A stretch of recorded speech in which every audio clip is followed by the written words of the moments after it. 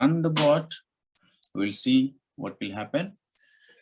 This is called batch process. You just start from the scratch and see it is picking all the information and store into the data table, and each and every record it is picking and going back to the submission form and filling all the details and potassium, duminium, everything it is. So it's like so usually the human is doing this process every day for each batch. They will update the details, batch details in the batch process. Just imagine it is like so you are just taking the work from the human, and so whatever the mundane, repetitive kind of task is there. It seems it's working good. I'm just going to stop and check the mails, and you just try by yourself. And let me stop the bot.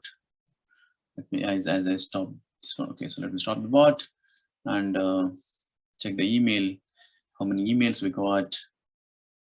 So we got the multiple emails. So each mail contains the information about duminium or potassium, what type of batch it is, what is the minimum and what is the maximum version, right? So that is the thing. So you just go to the botsDNA.com and practice all the projects. So okay, you may have in future multiple projects will come into the adding into the list. Okay, so first of all, thank you very much for supporting this botsDNA technology, this site, and this is the main concept of this botsDNA is